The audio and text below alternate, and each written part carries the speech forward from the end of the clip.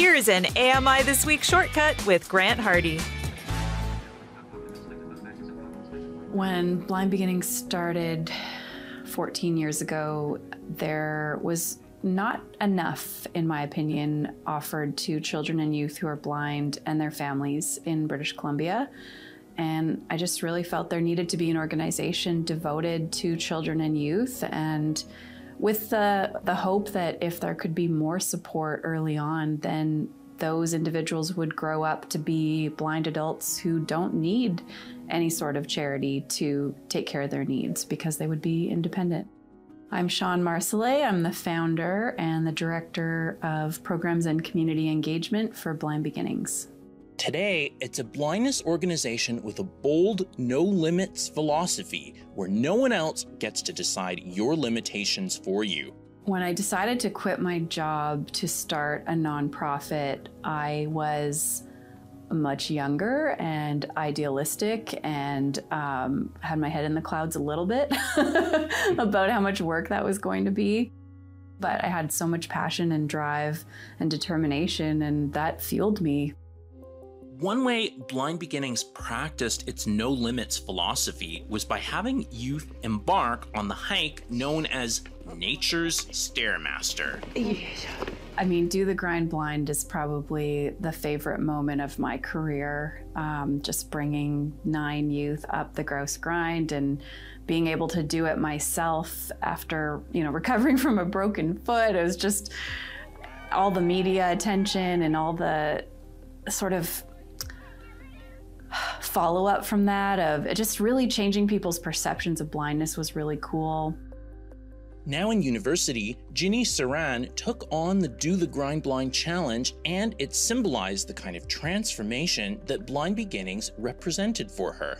We spent 4 months before that training. We did a training hike each month. I remember at the beginning, I was one of the last people to come in, and I was actually thinking of dropping out.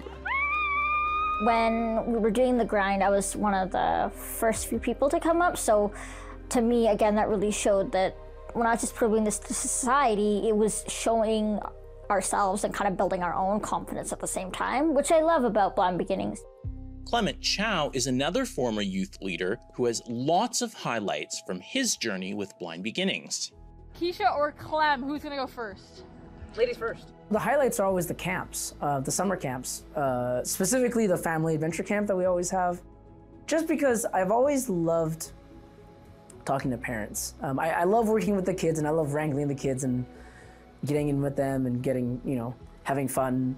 But it's also such a big boon for me to be able to talk to parents at camp and for parents to watch their kids do things they never thought possible. Mostly because I never had that growing up.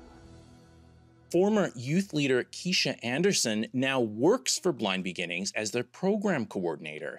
And for her, attending her first leadership weekend was a paradigm shift. Now you got to do the Eddie the Eagle dance. Yes, I do. When I was younger, in those early teen years, when I came down for my initial youth leadership training weekend and stuff like that, where we got to be in the city and practice, these skills that we were learning. And I came from, a small town in the interior. So for me, it was like really exciting to be able to spread my wings like that and be able to, practice navigating a city, see how much I could push my independence at that younger age. And, it's always really valuable to connect with people who are in a similar situation. I've made a lot of really good friends in the Blind Beginnings community. One thing's for sure. Blind Beginnings makes a huge impact on anyone who works with them, and they're just getting started. Shawn's goals are ambitious. I'd love us to be the go-to for, a rec program that's calling to find out how can we make our program accessible for this blind child who wants to participate, or an extended family member reaching out to say, like, what gift could I buy my grandson who's blind and he's 4 years old? What would you recommend? Like, just to be seen as the experts in services for blind children would be pretty cool.